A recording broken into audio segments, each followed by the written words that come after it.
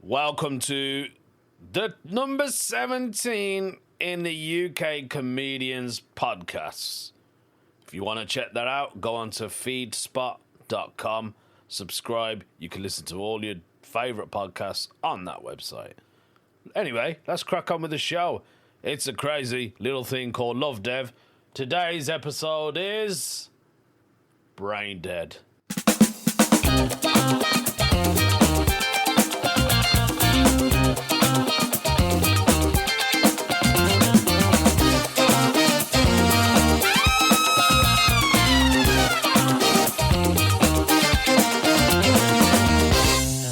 What a go on, people? What a go on? How is everyone out there? Are you guys all right? Good. Yes, I'm all right. Love Dev's well. Well, I'll say I'm all right. Quite recently, I had to go and get an MOT test done. Not on my actual vehicle, a physical one. A doctor's MOT. Yeah, had to get a full body checkup. Went down the other day to get my bloods taken out. Now, I'm not a fan of getting my bloods taken out. But when you get it done, you just have to think about something else, don't you? Yeah. The reason I had to get an MOT, so about a fortnight ago, my foot was playing up, and I thought, oh my God, I've got gout again. But I thought then I might have injured it myself because I went to the gym, you see. And basically I just did something that I shouldn't have done properly, an exercise. And I knew then as well. I was doing shoulders, if you want to know what it was. I was lifting this heavy weight up on the bar, right? And I was thinking to myself, put your foot straight. Put your foot straight. Now, I had it like you're on your tiptoes, right? My left foot was on my tiptoe, and I was like, no, man. Don't listen to your brain. Keep going, man. But no, my brain was right, because the following day, my foot decided to swell up, and I thought, that's the gout, innit? I mean, I've got gout. Gout's come back, and I was thinking, why has it come back? I've been looking after myself. I haven't drank any alcohol, you know? I watch what I eat. I don't eat red meat now. I've cut down so much. If I'm going to have a bit of red meat, I'd have a little teeny weeny bite, just for the taste. But otherwise, it's just pure chicken, fish. Even then, I don't think I can have fish. I Googled it the other day. Can't have cod, can't have prawns. Two of the things that I love. Got the checkup done, right? And the doctor said, well, your results have come in, Lovdev. We need to speak to you. And I thought, oh my God. Oh, I forgot to mention, before they spoke to me, my foot played up again. And this is very unusual.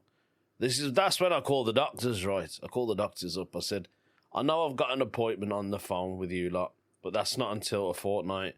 But guess what? My foot's swollen again. Well, it's not swollen, but it hurts on the joint. And my doctor said, that doesn't sound like gout. That shouldn't be gout. And I was like, okay. He said, come down, I want to see you. So I went down to see him on Friday. And he said, sit down, Lovdev. And he said, guess what, mate? And I said, what? He said, you ain't got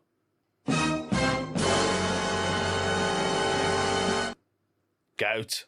What? I ain't got gout? No way. Seriously? He said, yeah. He said your uric acid levels, which is what your body contains with the gout formulation of the crystals. He said, you're absolutely fine. He said, if anything, your acid levels are proper low. And I was like, well, that's a good sign then, because I'm not, what do you call it? You know, I'm not a slacking. I've been looking after myself. And he said, it might be something else then. And I was like, something else then? I don't want anything else, man. Lost my teeth, my wisdom tooth. My hair's falling out. I've got gout. What else can go wrong?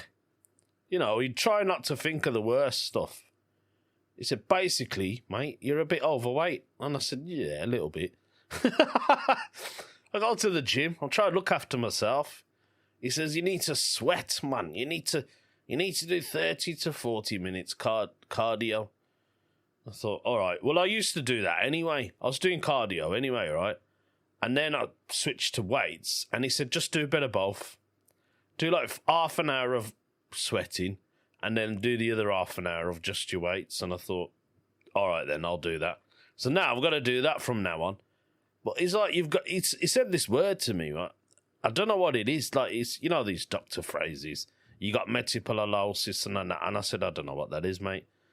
I couldn't even explain what he was on about. I wanted to say to him, couldn't you write it down or text it me what you think I've got? And then we'll take it from there. He said it's to do with your joints, right? Maybe it's another form of arthritis. Probably. Oh, God. Anyway, I'm all right apart from that. I've been gigging loads. I've had some fantastic gigs. I've been in, where have I been? Last night I was in Buxton. That was great fun. I'll tell you what I've been doing lately. I've just been doing pure stories. Now, a lot of you probably know me. Know me for my one-liners and my puns.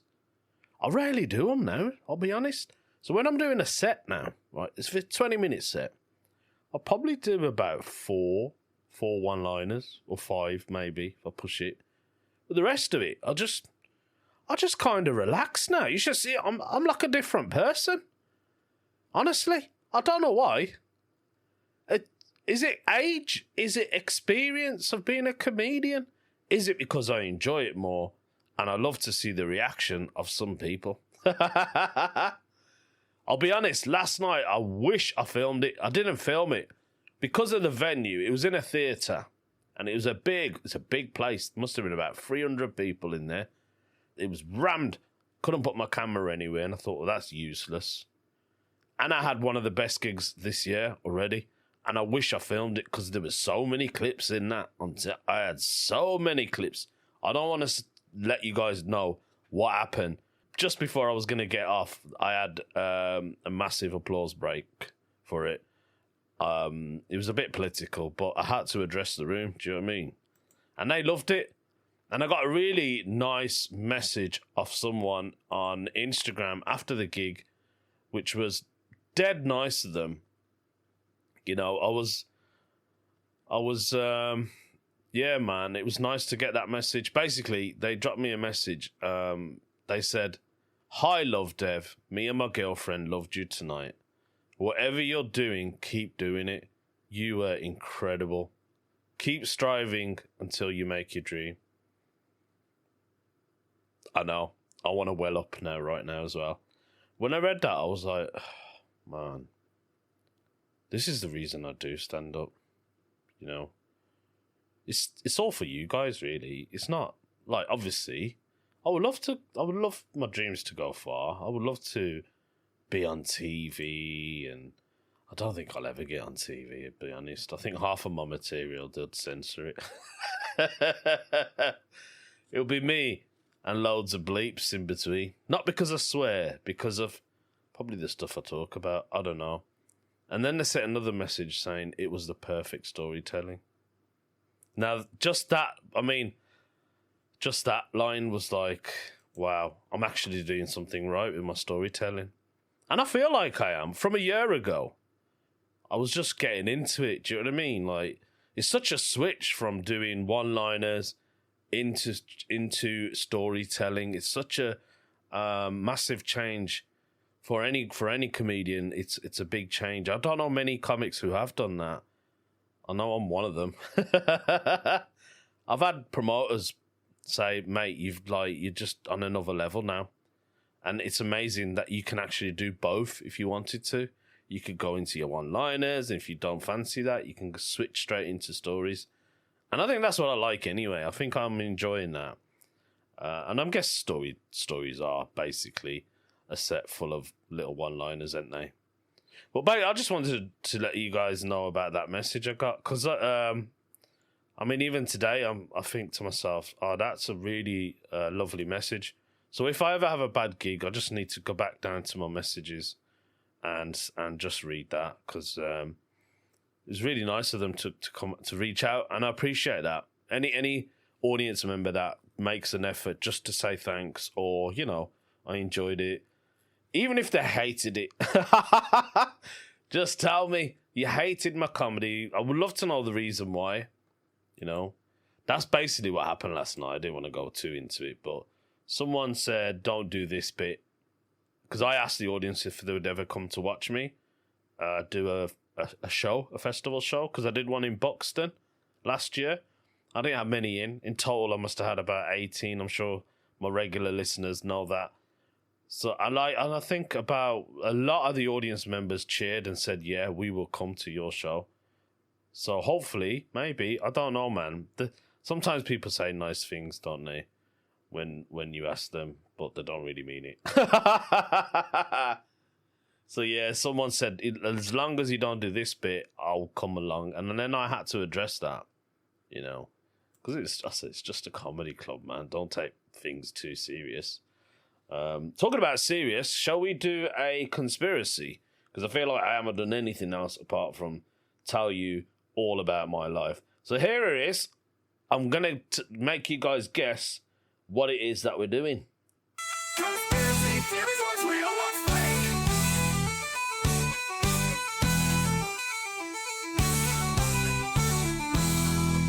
Yeah, it's conspiracy theories. What's real? What's fake? Let's have a look. This one's been put up by Goofy, our Uncle Fred. Posted on the Reddit forum. His question is very interesting. It's a conspiracy, guys. Since our brain still processes our memories 8 minutes after death, is this true? What if we were in those 8 minutes experiencing everything without memory again, like a dream? It would feel like years, like a dream that feels longer than it should, which maybe explains why deja vu happens. Because we've already experienced it before without noticing. So then, when we die in that 8 minutes, it happens again. When we experience life again, therefore making the loop of our life. Then, when we die in that 8 minutes, it happens again. When we experience life again, therefore making the loop of our life. I know this might not make sense, but it's just what I think what might happen after death. You have confused me, Goofy, Mugfred. I think you've confused all of my listeners right now. Is he saying that? So our brain dies. Do you know what? I need to use chat LGBT. Shall we use chat LGBT? So basically, I've asked chat LGBT about this guy's question. I put on there, what does he mean? And then I've pasted his post, basically. And chat LGBT has said, this idea is thought experiment about consciousness and the perception of time after death. So let's break it down. Are we ready, guys? Number 1, the brain processing memories after death. There is some scientific evidence that the brain remains active for a short period after clinical death, which is basically brain activity detected in a cardiac arrest in patients. Wow. The claim that it lasts exactly 8 minutes isn't strictly proven, but there are reports of brief surge of neural activity before the brain finally shuts down. Number 2, reliving a dream-like life in those 8 minutes. The idea suggests that within those last moments, the brain plays back our memories in a way that feels like an entire lifetime. Time perception in dreams is flexible. What feels like hours in a dream might only be a few seconds in real time. If the brain is in a near-death state and floods itself with memories, it might create the illusion of an entire lifetime playing out again in those final minutes. Then there's the loop theory.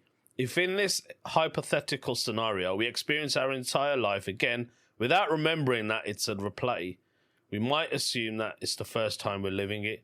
When we die, in that final 8-minute loop, our brain replays everything again, restarting the loop endlessly without us realizing. This would mean that we're stuck in an eternal cycle, reliving the same life over and over. That's interesting. I don't know if anyone's into like spirits and ghosts. Not many of you probably think that's a load of waffle. But if you look at a lot of the paranormal activities, ghost sightings, they're always doing the same thing, I believe. Like, they're always in the same area. They do, like, if you watch films, man, they do the same thing, don't they? I don't know. Let's say, I don't know, there's a woman crossing the road looking for a lost child. You know, that's what you'll always see. So maybe that's what the loop is. It could be. I don't know. I'm not an expert, but I'm trying to put all these together. Like, does it make sense? Like, you know, like at the beginning it says brain processing your memory after death. Is that like when I've seen it in films, man. Like, you know, when you're at death's door and you think, and then all your old memories from when you were young flashes by. All the people you've met, like, it's like at super duper speed. It's like fast forwarding it on a VCR player. Gen Z don't know what a VCR is. You know, when you're on Netflix and you're fast forwarding it, what speed does Netflix go to? I don't even know. I don't have Netflix. I got rid of it. Is it 8 times? Maybe it is 8 times. Maybe that's the 8-minute loop he's on about. Interesting, though. There's another one. Number 4, it's deja vu and a side effect. The theory that deja vu might occur because we have lived this exact moment before, but we don't consciously remember it. If the loop is real, deja vu could be a glitch where we subconsciously recognize an event from a previous loop. Number 5, we're nearly there, guys. Scientifically... Oh, does this memory make sense, it says. Scientifically, there's no proof that we relive our lives in a loop. However, it's a fascinating idea that aligns with philosophical concepts like eternal reoccurrence. The perception of time is subjective, and the brain is capable of altering how we experience it. So in theory, an 8-minute brain activity burst could feel like an entire lifetime if experienced in a dreamlike state. This is Chat LGBT's final thought of the whole thing. It's saying this is more a philosophical or sci-fi style idea rather than a scientific fact, but it raises deep questions about time, consciousness, and what happens after death. Whether it's true or not is definitely an interesting way to think about the mystery of existence.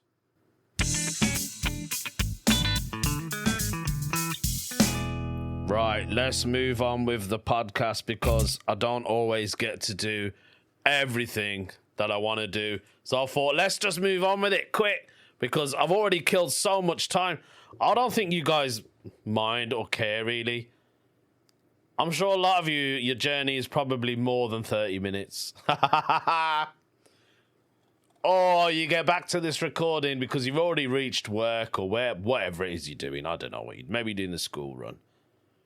And you're already back home and you think, I can only listen to the rest of it when I jump back in the car. Unless you love me that much, you carry a Bluetooth speaker around with you. Or you got headphones. Maybe. Do you know what? I've made a coffee for myself. And I thought, shall I make another one? Well, you know those brew things. What do you call them? No ones that are grounded. The thingy-bidgy. I don't know what I'm talking about. Basically, I've got a coffee waiting in the jar. I just need to retop it. So let's just do another one. This one's nice and short anyway. It's Confessions. Confessions. Which has been put up by Lusty Little Notes. I like her confession. It says, I pretend to be clueless just to see how guys explain things. I reckon a lot of women do that, you know. That's how they test their partners. Or any partner. Do you do that to your partner? Do you pretend to be daft, but you actually know the truth? Now, do you know what? Saying this, I was talking to my missus the other night, and she was telling me, she's going on holiday, by the way, folks. She's off to Greece, Cyprus. She's off with her sister, so it's just a girly thing.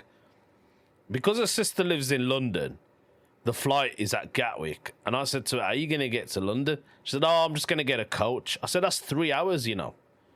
I said, you do know you can drive. Why don't you just drive on the motorway? You'll be at your sister's house within 2 hours. Or maybe 2.5 hours, depending on traffic time. And she was like, and I could see it on her face. She was thinking about it. Like I said, you don't have to wait around for the coach. You know, you'll get home whenever you want. That's the best thing about it. So because she doesn't drive on the motorway, I made her watch YouTube videos on how to drive on a UK motorway. And I think she done that on me. She pretended that she doesn't know, but she does know. She knows. Like, I was like, okay. And there's a woman on there who's asking questions. Now, this is a road sign. What is it telling us? Is it telling us it's the end of the motorway, the beginning of the motorway, or it's a one-way street? And I was like, come on, you know this. And she was looking at it going, there's a line through it. Does that mean it's the end of it? Is it? And I said, I'm not saying nothing. Let's see what the lady says. Yes, Sheila, you were right. It's the end of the motorway. Well done. So yeah, I think she knows everything, and she plays this daft silliness on me to see how I react. So Lusty is saying, I know 100% to do certain things, but sometimes I just play dumb because the way guys explain stuff is so funny to me. Like one time, I asked a guy how to tie a bow tie. You know, a tie that you put on a suit? How do you tie it? And she put in brackets, even though I knew. And he's dead ass started a whole TED talk to see it's all about the physics of the knot. Sir, it's a tie. Relax, she said. That is hilarious. Am I evil for this? Laugh my ass off, she's put down. I swear I only do it for fun, but now I feel kind of bad. So this is her confession. She pretends. Can't even say the freaking word. She pretends. She needs to test me on how I say pretend. To be daft. Is she the only one? I don't think so. I think women are smart, man. They're smarter than men. Of course they are. So they pretend to be dumb just to see how you react. See what your answer is. But that I would say that's a very smart woman. Because she doesn't want a daft partner. Alright, he's got good looks. But is he gonna be marriage material? Or lifetime partner? That's what she wants to know. I don't blame her. I like that. I like what she does. Someone's put down, my wife does exactly the same, just to avoid responsibility. That's hilarious. That's so funny. Yeah, man. I like that confession. I don't even know what to say to that confession. I'll just say, keep doing it. If you're enjoying that, if you enjoy winding people up, or just to see how they react to certain things, that is brilliant. That's what they'll call it. It's not reverse psychology. It is a psychological thing, isn't it? It's kind of like me. Like the reason I love making audience members feel awkward, I just want to see how they react to certain things, and I think that's what she does. So she basically does what I do, and I think a lot of comedians do that. So, folks, let's end the podcast with today's weird news story.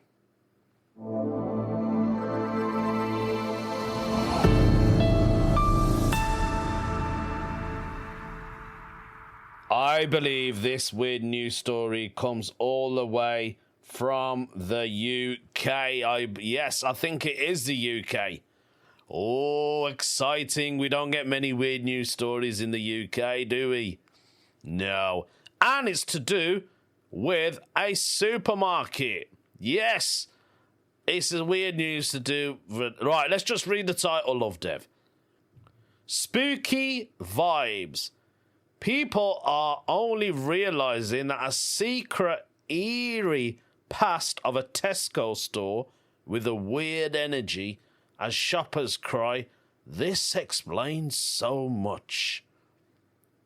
Irish shoppers are just realising the very interesting backstory to one of the capital's most popular shops, and they are stunned. So it's in Ireland, it's not in the UK. The Jervis Street Shopping Centre branch of Tesco has a historic past and a very few people seem to know about it. My American listeners out there, I don't know if you have a Tesco's in the United States. If you're thinking, what's a Tesco? It's basically like Walmart.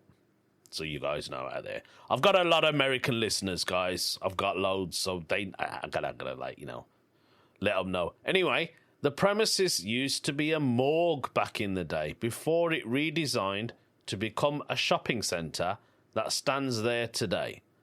The hospital, originally on Cook Street, it was founded by the 6 Dublin surgeons, George Duaney, Patrick Kelly, Nathaniel Hansen, John Dordell, Francis Donnelly, and Peter Brennan in 1718.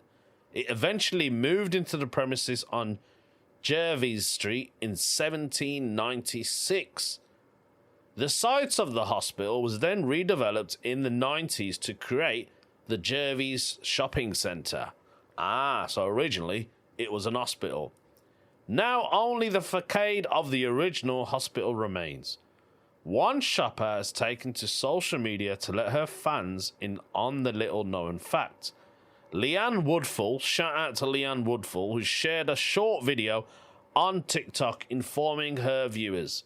In the caption of the post, she wrote, Tesco in Jervis, aka the old Jervis Street Hospital Morgue, one of Dublin's spookiest spot, in her opinion, has very heavy energy. In the video, she can be seen standing in the hallway beside the lift in the Tesco outlet.